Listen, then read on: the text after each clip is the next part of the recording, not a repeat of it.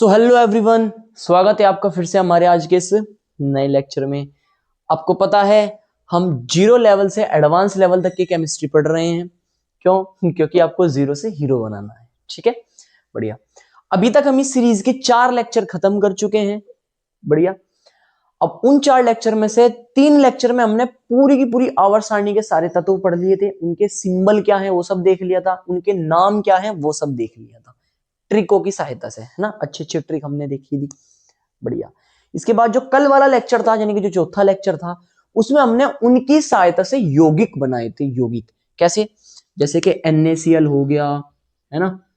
इसके अलावा आपका H2SO4 हो गया, HNO3 हो गया। क्या इनके नाम थे वो भी हम सब देख चुके थे। इनके रासायनिक नाम क्या होते हैं? जैसे इसका सोडियम क्लोराइड, इसका नाम है, सल्फ्यूरिक अम्ल है, और हाइड्रोजन सल्फेट है, और हाइड्रोजन नाइट्रेट है। ठीक है, बढ़िया। आज हम देखेंगे कि भैया जो Na है इस Cl के साथ कैसे जुड़ा हुआ है, ये हाइड्रोजन इस S के साथ, इस O के साथ कैसे जुड़ा हुआ है, ये हाइड्रोजन इस N के साथ, ये N इस O के साथ कैसे जुड़ा हुआ है, आखिर कैसे आपस में एक दूसरे के साथ ये जुड़े हुए हैं। भाई दो चीज अगर आपस में मिली हुई है तो किसी चीज की सहायता से जुड़ी हुई होंगी ना।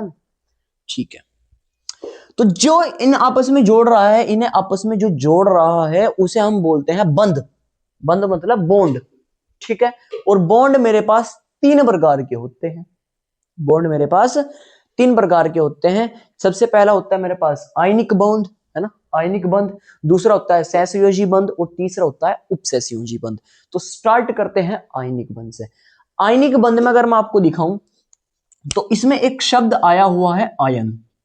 एक बड़ा इंपॉर्टेंट शब्द आया हुआ है आयन। ठीक है, अब आयन समझो सर, आयन होता क्या है। आयन मैंने कल आपको कुछ पढ़ाया था जब मैं आपके सामने यौगिक बना रहा था। तो मैंने कल आपके सामने लिखा था कि भैया Na प्लस होता है ना, Mg डबल प्लस होता है ना, Fe ट्रिपल प्लस होता है, एटसेट्रा। उसी तरीके से मैंने आपको बताया था Cl माइनस 1 होता है, Cl पे ऑक्सीजन पे डबल माइनस होता है, नाइट्रोजन पे ट्रिपल माइनस होता है, एटसेट्रा आदि। ठीक है, तो जिन परमाणुओं पे या तत्वों पे आवेश होता है, जैसे इस पे +1 है, इस पे +2, इस पे +3, इन पर माइनस है, तो उन तत्वों को या परमाणुओं को हम बोलते हैं आयन। क्या बोलते हैं? आयन। तो भैया इन्हें हम आयन बोलते हैं। ठीक है, और आयनिक बंध में एक शब्द आया हुआ है आयन। अभी इस पे भी जाऊंगा मैं, ये है क्या। अब इनमें प्लस क्यों आया हुआ है वो भी आपको जानना बहुत जरूरी है कि सर इस पर +3 का मतलब क्या है, इस पर -3 का मतलब क्या है। ठीक है, आप में से बहुत से बच्चों ने इलेक्ट्रॉन का नाम जरूर सुन लिया होगा। इलेक्ट्रॉन, ठीक है, सुन लिया होगा अगर आप इस सीरीज को देख रहे हो। बाकी नहीं सुना तो अगला लेक्चर मेरा इन्हीं को लेकर होगा, इलेक्ट्रॉन, प्रोटॉन और न्यूट्रॉन को लेकर, जो कल आने वाला लेक्चर होगा। ठीक है, अभी समझो ये है क्या। जैसे एक घर के अंदर ईंटें लगी हुई हैं, है ना, सीमेंट लगा हुआ है और रेता लगा हुआ है, उसी तरीके से इसमें जैसे मेरे पास कड़ा है, ये कड़ा हो गया, ये मार्कर हो गया, इसके अंदर भी इसे बनाने के लिए कुछ लगा हुआ है जो बहुत छोटा है, बहुत छोटा लेवल पे जाके है। ठीक है, तो वो है इलेक्ट्रॉन। जैसे घर के अंदर ईंट है, उसी तरीके से परमाणु के अंदर क्या होते हैं? इलेक्ट्रॉन। दूसरे होते हैं प्रोटॉन, एक होता है न्यूट्रॉन। ये 3 कण होते हैं। ठीक है, जो किसी भी परमाणु के मूलभूत कण होते हैं। मूलभूत कण जो किसी पूरे के पूरे परमाणु को बना देते हैं। क्लियर बात? बढ़िया सर। अब जो इलेक्ट्रॉन होता है उस पर होता है माइनस आवेश, और जो प्रोटॉन होता है उस पर होता है प्लस आवेश। ठीक है, और जो न्यूट्रॉन होता है उस पर कोई आवेश नहीं होता, वो उदासीन होता है। ये याद रखना आपको। इलेक्ट्रॉन पर माइनस आवेश, प्रोटॉन पर प्लस आवेश, और इस पर कोई आवेश नहीं होता। ये है क्या, स्पेशली आपको कल के लेक्चर में पता चलेगा, कल या परसों के लेक्चर में। अगर हम आज वाला ये टॉपिक आज ही फिनिश कर देते हैं। अभी सिर्फ इतना याद रखो कि इलेक्ट्रॉन ऐसा है जैसे कि पूरे घर को बनाने के लिए ईंटें हैं। ठीक है, उसी तरीके से पूरे पदार्थ या परमाणु को बनाने के लिए इलेक्ट्रॉन का उपयोग होता है। ठीक है सर। अब इलेक्ट्रॉन पे कौन सा आवेश है? माइनस आवेश है सर। अब देखो इस पे प्लस क्यों आ रहा। इस पे एक प्लस का मतलब है अगर आप माइनस को कम कर दोगे तो प्लस अपने आप बढ़ेगा। जितना आप माइनस कम करोगे उतना ही प्लस उसमें बढ़ता चला जाएगा। ठीक है, बढ़िया है सर।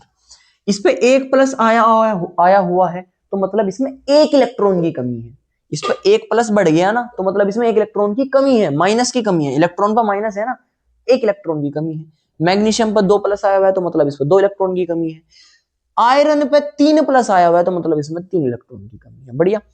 अब इस पर माइनस आया हुआ है तो मतलब ये बढ़ गया, ये बढ़ गया भाई। इलेक्ट्रॉन पर माइनस आवेश होता है ना, इस पे एक माइनस है तो मतलब इसमें एक इलेक्ट्रॉन ज्यादा है।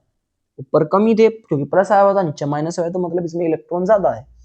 ऑक्सीजन पे 2 माइनस है तो इसमें 2 इलेक्ट्रॉन ज्यादा हो गए, और नाइट्रोजन पे 3 माइनस आया हुआ है तो मतलब इसमें 3 इलेक्ट्रॉन ज्यादा हो गए। क्लियर है? बढ़िया सर। अब देखो जरा आयन का क्या मतलब है इस बॉन्ड के अंदर। आयन का ये मतलब है कि इस बॉन्ड के अंदर आयंस आपस में जुड़ के यौगिकों को बनाते हैं, जिन यौगिकों को हम आयनिक यौगिक कहते हैं। समझो, धनायन ऋणायन के साथ जुड़ता है, इसमें धनायन ऋणायन के साथ जुड़ता है, प्लस आवेश वाला माइनस आवेश के साथ जुड़ता है, प्लस आवेश वाला माइनस आवेश के साथ जुड़ता है इस बंध के अंदर। इस बंध के अंदर आयंस आपस में जुड़ते हैं। इस बंध के अंदर एक पूरा का पूरा स्पीसीज दूसरे को इलेक्ट्रॉन दे देता है। कैसे देता है सर, क्यों देता है? कोई तो चीज होगी। अब एक चीज है, ध्यान से सुनो, कोई भी चीज इस दुनिया के अंदर, चाहे वो आदमी हो कोई भी हो, वो अपने आप को स्थायी करना चाहता है, कि एक स्टेट पर लेकर जाना चाहता है कि जहां से सुकून मिल जाए, कि हाँ मेरे को सिर्फ इतना काम हो जाए, इतने में मैं संतुष्ट हो जाऊंगा। उसी तरीके से तत्व भी ये चाहते हैं कि हम एक स्टेट पर जाकर संतुष्ट हो जाए। और वो चीज क्या होती है कि प्रत्येक तत्व अपनी अंतिम कक्षा में 8 इलेक्ट्रॉन करना चाहता है। अपनी अंतिम कक्षा में 8 इलेक्ट्रॉन पूरा करना चाहता है। इसे हम अष्टक नियम भी बोलते हैं। यहां पे मैंने आपको अष्टक नियम बता दिया। अष्टक नियम क्या है कि प्रत्येक तत्व अपने आप को स्थायी बनाने के लिए अपनी अंतिम कक्षा में 8 इलेक्ट्रॉन पूरा करना चाहता है। इसी नियम को अष्टक नियम कहते हैं। ठीक है, अब ये भी अपनी अंतिम कक्षा में 8 इलेक्ट्रॉन पूरा करना चाहते हैं। 8 इलेक्ट्रॉन पूरा करना चाहते हैं, इसीलिए ये या तो इलेक्ट्रॉनों को दे देते हैं, या तो डोनेट कर सकते हैं, या इलेक्ट्रॉन को ग्रहण कर सकते हैं। भाई अगर किसी के पास 8 से ज्यादा है अंतिम कक्षा में, मतलब 8 करने हैं और ज्यादा इलेक्ट्रॉन है, तो वो दान कर देगा, और अगर कम इलेक्ट्रॉन है तो वो ले लेगा। ऐसे कैसे, देखो सबसे पहले आपको इलेक्ट्रॉनिक विन्यास आना चाहिए। सोडियम का नंबर होता है 11। सोडियम का जो परमाणु क्रमांक होता है वो होता है 11। आवर्त सारणी में स्टार्टिंग में मैंने सबको समझाया हुआ है ना, एक, फिर 2 उधर हीलियम, इधर लिथियम 3, फिर beryllium, boron, carbon, nitrogen, oxygen, fluorine, ऐसे करके ये 11वें नंबर पे आता है सोडियम। ठीक। अब इस 11 का मतलब क्या है कि इसके अंदर 11 इलेक्ट्रॉन्स हैं। 11 इलेक्ट्रॉन्स हैं। ठीक है सर। अब इलेक्ट्रॉन्स को इलेक्ट्रॉनिक विन्यास करके ऐसे भरा जाता है, ध्यान से सुनो, 2 8 8 18। इस क्रम में आप सारे के सारे इलेक्ट्रॉनों को भरते हो, 2 8 8 18। अब इसमें तो 11 इलेक्ट्रॉन है, तो 11 इलेक्ट्रॉन भरो। इसे इलेक्ट्रॉनिक विन्यास करना बोलते हैं। ठीक है, इलेक्ट्रॉनिक विन्यास करना। तो मैंने भर दिया। स्टार्ट में कितने भरे जा सकते हैं? सिर्फ 2, तो मैंने 2 भर दिए। दूसरी बारी में कितने भर सकते हैं? सिर्फ 8, मैंने 8 भर दिए। तीसरी बारी में कितने भरे जा सकते हैं? 8, लेकिन मैं 10 तो भर चुका। कितने बच गए? 1। इसके पास 11 इलेक्ट्रॉन है, 10 भर दिए, 1 बच गया, तो कोमा लगा के आप 1 लगाओ, क्योंकि मैंने 11 भर दिए। ठीक है सर। अब मेरे को एक बात बताओ, अभी मैंने आपको बताया कि कोई भी तत्व अपनी अंतिम कक्षा में 8 इलेक्ट्रॉनों को पूरा करना चाह रहा, इसके पास अंतिम कक्षा में 8 इलेक्ट्रॉन हो जाएंगे, लेकिन ये एक ज्यादा है। अगर मैं इस एक को भगा दूं भैया, तो ये 7 लेना पड़ेगा, या तो किसी से 7 जरूर लेगा यो, या फिर 1 देगा। अब 7 ले पाना बहुत मुश्किल काम है। किसी एक से 7 इलेक्ट्रॉन को ले पाना बहुत मुश्किल काम है, कोई 7 नहीं ले सकता। तो ये क्या करेगा, अपने इस 1 इलेक्ट्रॉन को दे देगा कि जब भैया बाहर चला जाता। अब इसे कोई 1 इलेक्ट्रॉन को ले लेगा। कौन लेगा, अभी जस्ट बात करेंगे। अब जैसे ही अपना 1 इलेक्ट्रॉन दे देगा, तो इस पे 1 इलेक्ट्रॉन की कमी होगी। 1 इलेक्ट्रॉन की कमी होगी, इसलिए Na पे 1 प्लस का आवेश आता है। जस्ट मैंने अभी आपको बताया था। ठीक है, बढ़िया सर। अब Na तो 1 इलेक्ट्रॉन को देगा कि भैया ये लो, 1 इलेक्ट्रॉन तुम ले लो मेरे से। अब Cl को उठाओ। ठीक है सर, Cl को मैंने उठाया। Cl आता है नंबर 17 पे। Cl आता है नंबर 17 पे। ठीक है, इसमें इलेक्ट्रॉन मतलब कितने हो गए? फिर 17 इलेक्ट्रॉन्स हो गए। जोन जिस नंबर पे पड़ता है उसमें उतने इलेक्ट्रॉन और प्रोटॉन होते हैं। अब ये 17 नंबर पे पड़ रहा, तो मतलब इसमें 17 इलेक्ट्रॉन्स है। ठीक है, इलेक्ट्रॉनिक विन्यास करो उसका। 2 आएंगे, पहले 2 भरे जाएंगे, 2 भर दिए। फिर 8 भरे जाएंगे, 8 भर दिए। 2 और 8 कितने होते हैं? 10। तीसरे में भी हम 8 भर सकते हैं, लेकिन टोटल तो 17 ही है हमारे पास, 10 हमने भर दिए, तो कितने बच गए? 7 बच गए। अब पॉइंट पकड़ो जरा, मैंने बताया कि कोई भी तत्व अपने आप को संतुष्ट करने के लिए अंतिम कक्षा में कितने इलेक्ट्रॉन करना चाहता है? 8। इसके पास अंतिम कक्षा में कितने हैं? 7, और उससे अंदर वाली में 8। अब ये तो 7 ये देगा, या किसी से एक ले लेगा, या तो किसी को 7 देगा, अगर ये 7 दे देगा पूरा तो फिर 8 हो जाएंगे, या फिर किसी से एक ले लेगा तब भी 8 हो जाएंगे, ये भी तो 8 हो जाएगा, फिर 7। अब 7 दे पाना, जिस प्रकार 7 को ले पाना मुश्किल है, उसी तरीके से 7 को दे पाना भी बहुत मुश्किल है, कोई नहीं दे सकता 7। तो ये क्या करेगा? एक इलेक्ट्रॉन को ले लेगा। तो जो सोडियम भैया पे एक इलेक्ट्रॉन फालतू था, उसे कौन ले लेगा? क्लोरीन। सोडियम ने क्या ले लिया? एक क्लोरीन से सोडियम ने क्या दिया? एक इलेक्ट्रॉन को दिया, और किसने ले लिया?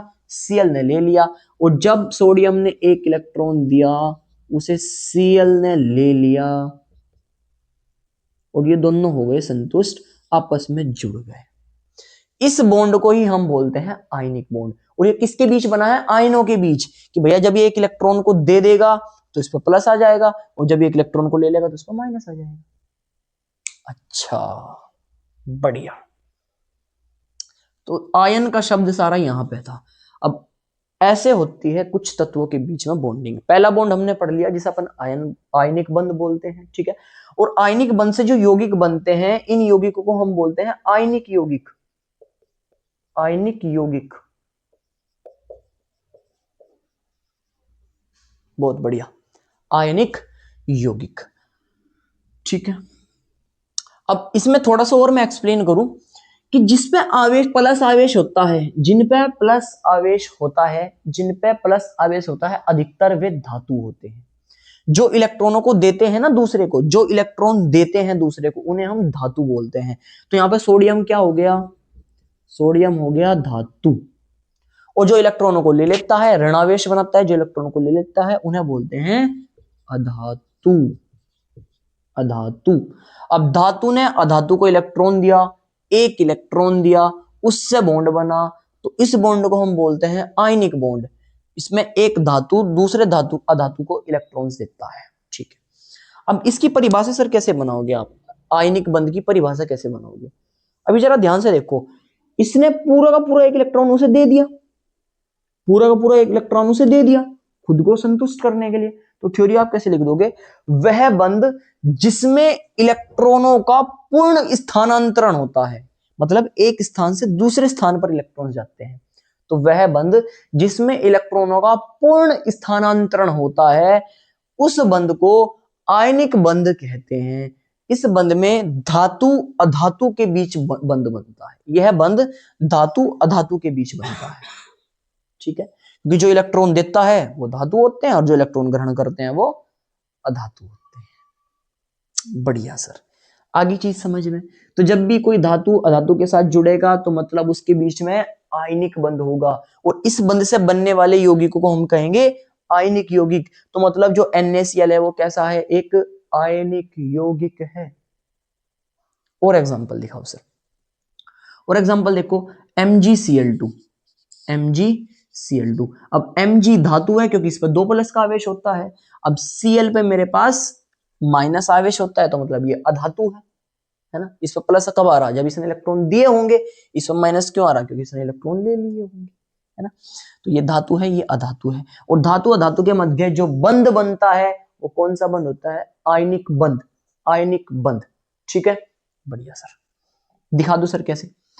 भाई अगर आप मैग्नीशियम का इलेक्ट्रॉनिक विन्यास करोगे, मैग्नीशियम का इलेक्ट्रॉनिक विन्यास करोगे, तो 2,8,2 बैठेंगे, क्योंकि इसमें 12 है, ये 12वें नंबर में पड़ता है। क्लोरीन का आपने ऊपर कर ही रखा। तो अब इस पर 2 इलेक्ट्रॉन फालतू हैं, तो ये 2 इलेक्ट्रॉन, 2 के 2 इलेक्ट्रॉन किसे दे देगा? Cl को दे देगा। अब एक Cl तो 2 इलेक्ट्रॉन ले नहीं सकता, तो कितने Cl की जरूरत पड़ेगी? सर 2 Cl की। अब ये मैंने कल आपको बताया था कि यहाँ पे 2 Cl कैसे हैं, ठीक है ना। अगर आपको ये नहीं पता तो कल वाला लेक्चर आपको देखना पड़ेगा। बढ़िया है। अब दोबारा अगर समय बताऊंगा तो भाई फिर लेक्चर फिर से बड़ा होगा, तो इससे अच्छा क्या पिछला लेक्चर देख लो, सही है। तो भैया ये 2 इलेक्ट्रॉन ले लेगा। अब इसके पास 2 Cl है, तो एक एक Cl एक एक इलेक्ट्रॉन ले लेंगे। तो उसकी संरचना कैसे बनेगी कि भैया मेरे पास Mg है, इसे बीच में रख दो, एक Cl इधर, एक Cl इधर, एक इलेक्ट्रॉन इस वाले Cl के पास, एक इलेक्ट्रॉन इस वाले Cl के पास, और ये बन गया पूरा का पूरा आयनिक बंध। अब ये 2 इलेक्ट्रॉन ऊपर चले गए, Cl भी संतुष्ट, उसकी अंतिम कक्षा में 8 इलेक्ट्रॉन, मैग्नीशियम भी संतुष्ट, उसकी भी अंतिम कक्षा में 8 इलेक्ट्रॉन। ठीक है, उम्मीद है बड़े अच्छे से आपको पूरा का पूरा आयनिक बंध समझ में आ गया होगा। आ गया होगा, अच्छी बात है अगर आपको ये आ गया तो। ठीक है, और ये एक जो बंध है दूसरे वाला है हमारे पास सहसंयोजी बंध। दूसरा बंध है हमारे पास सहसंयोजी बंध। तो इसे फटाफट से आप स्क्रीनशॉट ले लीजिए, फिर मैं रफ कर रहा हूं। तो चलिए दूसरे बंध की तरफ चलते हैं, और दूसरा बंध है सहसंयोजी बंध। उम्मीद है बड़े आसान तरीके से आप इस चीज को पकड़ लोगे। ठीक है, वैसे स्टार्ट करते हैं अब इस चीज को। बढ़िया, देखो जरा, अगर मैं आपके सामने बात करूं कि मेरे पास क्लोरीन है, 2 क्लोरीन है ऐसे आपस में जुड़े हुए हैं। ठीक है, Cl2 गैस बना रहे हैं। ठीक है, अब इनके बीच में बॉन्ड कैसे बन रहा है सर? ऐसे समझो भाई, क्लोरीन का अगर आप इलेक्ट्रॉनिक विन्यास करोगे, करो 2 8 7, तो इसमें 1 इलेक्ट्रॉन की कमी है सर। इसमें तो 1 इलेक्ट्रॉन की कमी है, और 2 Cl अगर आपस में जुड़ गए तो उनमें तो 2 इलेक्ट्रॉनों की कमी हो गई। तो 2 Cl तो आपस में जुड़ ही नहीं सकते। आपने तो बोला था अंतिम कक्षा में 8 इलेक्ट्रॉन होने चाहिए, तो कुछ तो कमी है यहां पे। नहीं भाई, देखो जरा, इस बॉन्ड में क्या होता है। पहली बात तो ये जो बॉन्ड है वो सिर्फ अधातु अधातु के बीच में बनता है। जो अधातु होते हैं ना उनके बीच में बनता है, अधातु अधातु के मध्य, पहली बात। और अधातु कौन होता है? जिन पर ऋणावेश होता है, माइनस आवेश, यानी कि जिन पर इलेक्ट्रॉन्स ज्यादा होते हैं उनके बीच में, या जो इलेक्ट्रॉन्स को ग्रहण कर सकते हैं, है ना। ठीक है सर, अब अधातु अधातु के बीच में आप बॉन्ड बना रहे हो, कैसे बनाओगे? इसमें इलेक्ट्रॉनों का साझा होता है, साझा। कैसे? कि भैया कुछ देर के लिए 1 इलेक्ट्रॉन तू रख ले और कुछ देर के लिए अपना 1 इलेक्ट्रॉन मुझे दे दे, ताकि हम 8 पूरे कर ले। देखो, अभी आपने क्लोरीन का एग्जांपल देखा, क्लोरीन 17 नंबर पे होता है, 2 8 7। ठीक है, अभी मैं Cl2 की बात कर रहा। अंतिम कक्षा में कितने इलेक्ट्रॉन है? 7 इलेक्ट्रॉन है। दिखाओ 7 इलेक्ट्रॉन क्लोरीन पे, क्लोरीन पे 7 इलेक्ट्रॉन दिखाओ सर। 2 2 ये 4, 2 ये 6 और 1 ये 7, पूरे 7 इलेक्ट्रॉन है। 2 4 6 1 7, ये क्रॉस मतलब 1 इलेक्ट्रॉन, ये एक क्रॉस मतलब 1 इलेक्ट्रॉन। अंतिम कक्षा में कितने इलेक्ट्रॉन है? 7, तो मैंने 7 इलेक्ट्रॉन दिखा दिए।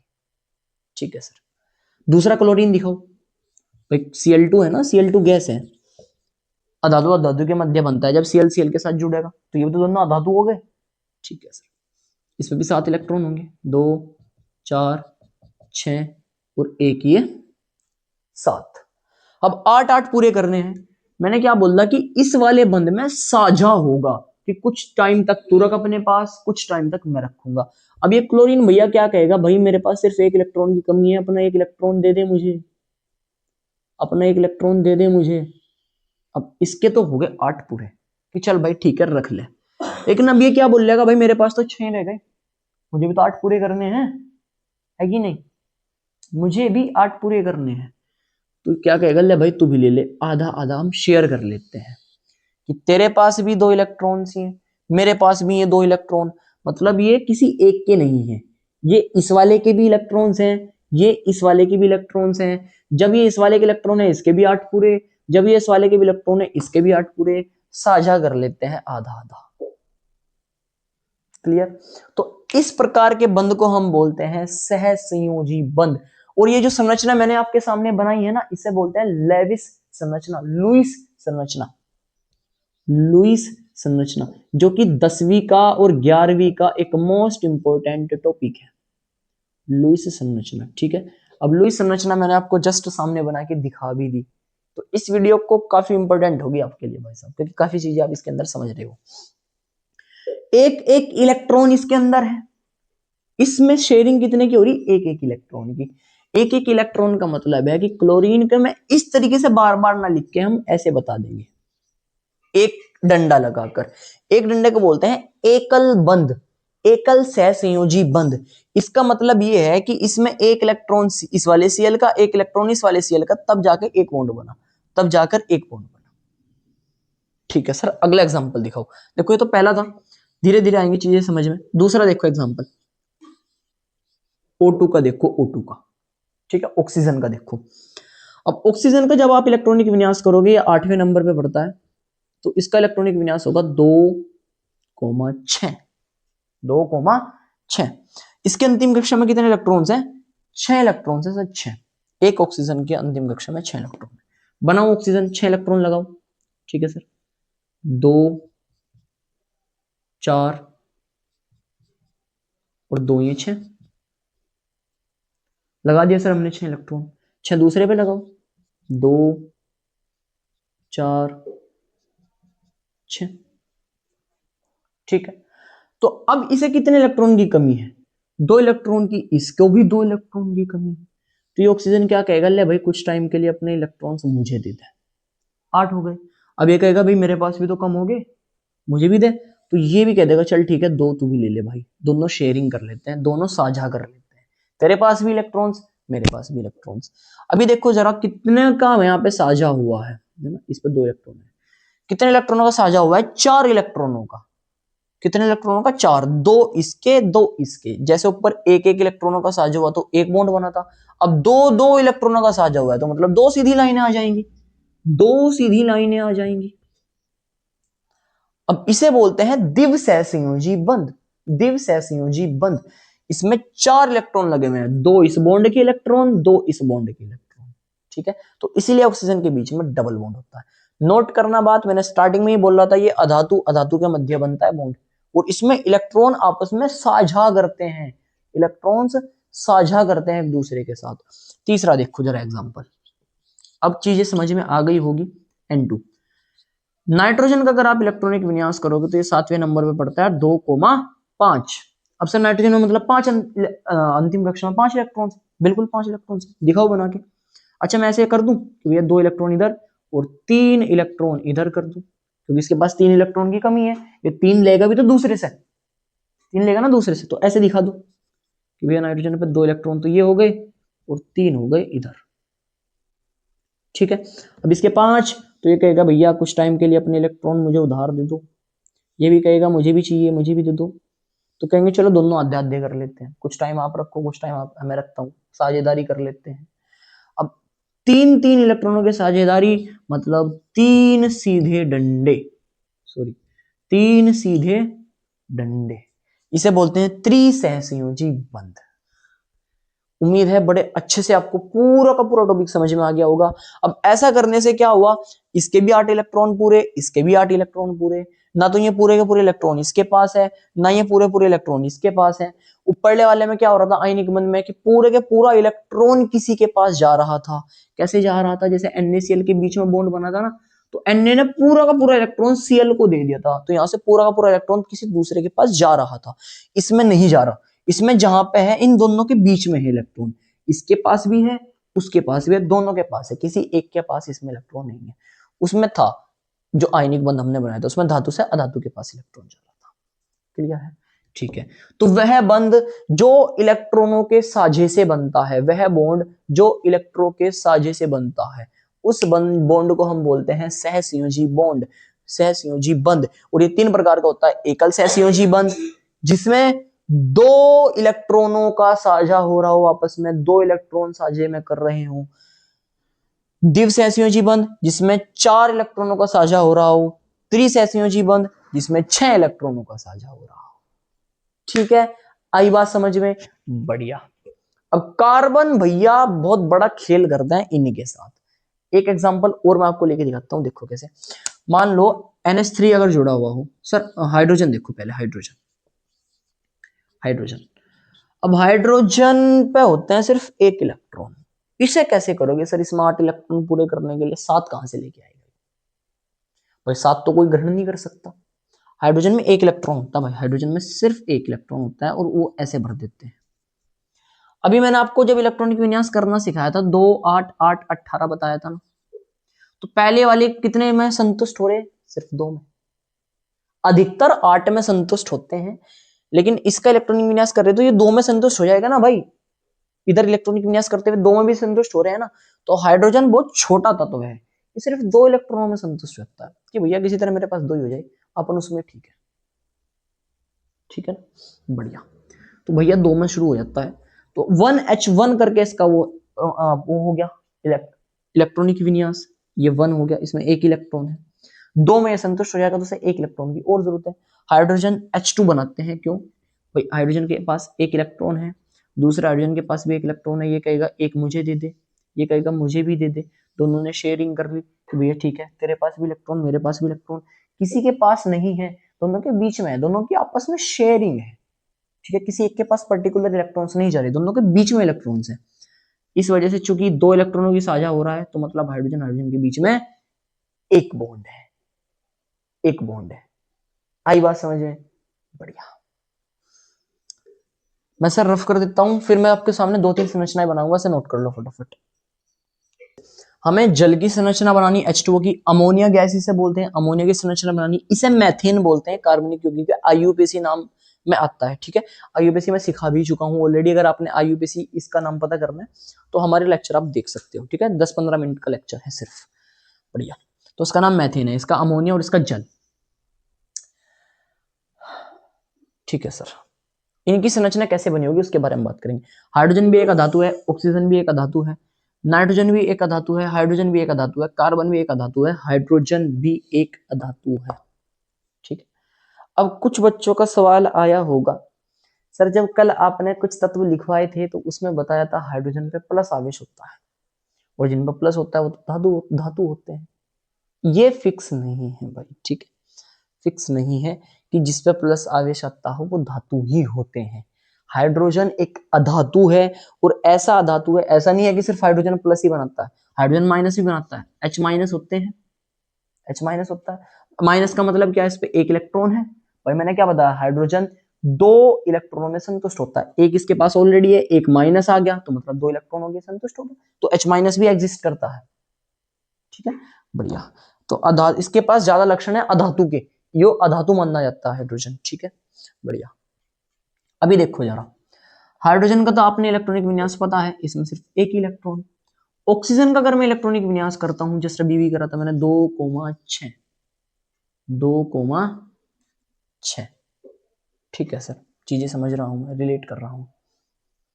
अब ऑक्सीजन की अगर मैं बात करता हूं, ऑक्सीजन के 6 इलेक्ट्रॉन बनाऊं, 2, 2 ये 4, 1 ये 5, 1 ये 6, सर ऑक्सीजन के 6 इलेक्ट्रॉन हो गए। सर ऐसे क्यों लिखे हैं, क्योंकि इसके पास 2 हाइड्रोजन भी तो है, भाई हाइड्रोजन की भी तो पूरे करने हैं ना 2 इलेक्ट्रॉन, हाइड्रोजन के पास 1 इलेक्ट्रॉन है, अब डॉट से लगा दो, डॉट डॉट लगा दो, क्योंकि ये हाइड्रोजन का इलेक्ट्रॉन होगा, इससे पता चल जाएगा ये ऑक्सीजन के इलेक्ट्रॉन हो गए, दोनों अलग अलग हो गए ना इस बार, हाइड्रोजन अलग है ऑक्सीजन अलग है, तो हाइड्रोजन के इलेक्ट्रॉन को आप डॉट से दिखा दो कि भैया हाइड्रोजन के हो गए। अब ऑक्सीजन को पूरे 8 करने हैं, लेकिन उससे पहले हाइड्रोजन के पूरे कर देते हैं, कि ले भैया हमने शेयरिंग कर ली हमारे 2 पूरे, हमने शेयरिंग कर ली हमारे 2 पूरे, हमारे तो हो गए सर, आप अपना देख लो।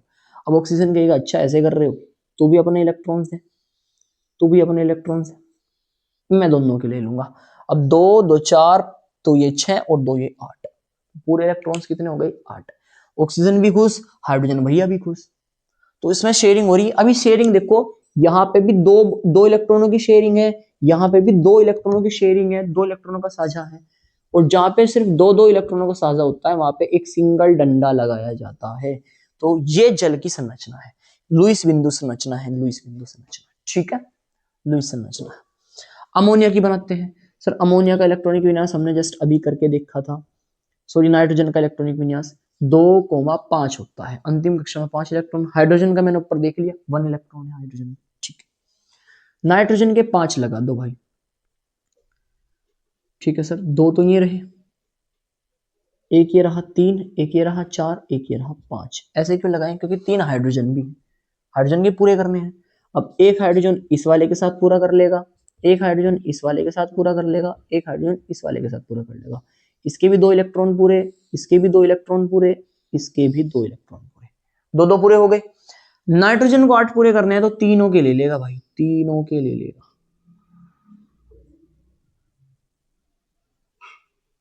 तीनों भैया के ले लेगा कि ले भाई दे दर।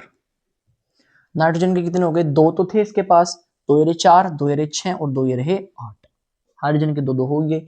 अगर आप ध्यान से देखो तो ए दो दो इलेक्ट्रॉनों की शेयरिंग है भाई, इस वाले के साथ भी दो इलेक्ट्रॉन की शेयरिंग, इस वाले के साथ भी दो इलेक्ट्रॉन की शेयरिंग, इस वाले के साथ भी दो इलेक्ट्रॉन की शेयरिंग।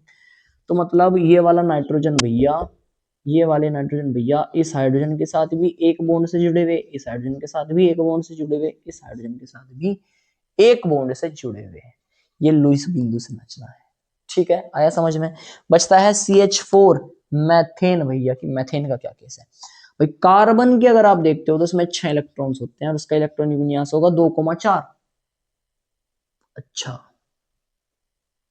ठीक है सर, तो इसके अंतिम कक्षा में 8 इलेक्ट्रॉन पूरे करने के लिए 4 देने पड़ेंगे। ठीक है, अब 4 इलेक्ट्रॉन बनाओ फटाफट से, 1 2 3 और एक ये 4 बन गए। 4 4 ही हाइड्रोजन लगे हुए, एक एक हाइड्रोजन रख दो। पहला हाइड्रोजन, दूसरा हाइड्रोजन, तीसरा हाइड्रोजन, चौथा हाइड्रोजन। ठीक है, इस हाइड्रोजन के 2 इलेक्ट्रॉन पूरे, इस हाइड्रोजन के 2 इलेक्ट्रॉन पूरे, इस हाइड्रोजन के 2 इलेक्ट्रॉन पूरे, इस हाइड्रोजन के 2 इलेक्ट्रॉन पूरे। कार्बन को ऐड करने हैं तो कार्बन ले लेगा सभी के इलेक्ट्रॉन्स, कि दे भैया इधर को, है ना, दे इधर को, कहा जाएगा वाक्य।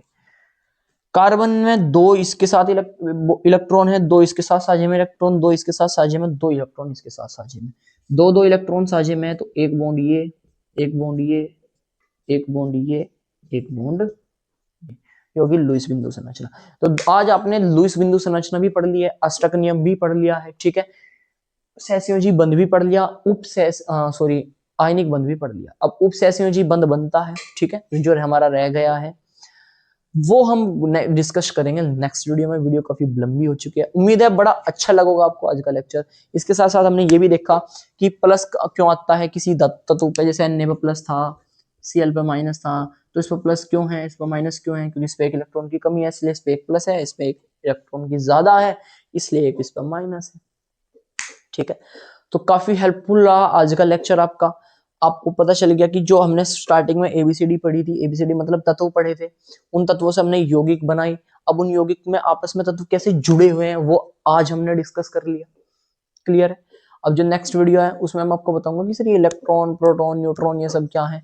ठीक है, तो रेडी रहना। इससे पहले मैं आपको उपसंयोजी बंध बता दूंगा, एक छोटा सा लेक्चर होगा वो, उसमें फिनिश कर देंगे। ठीक है, ओके, मिलते हैं नेक्स्ट वीडियो में।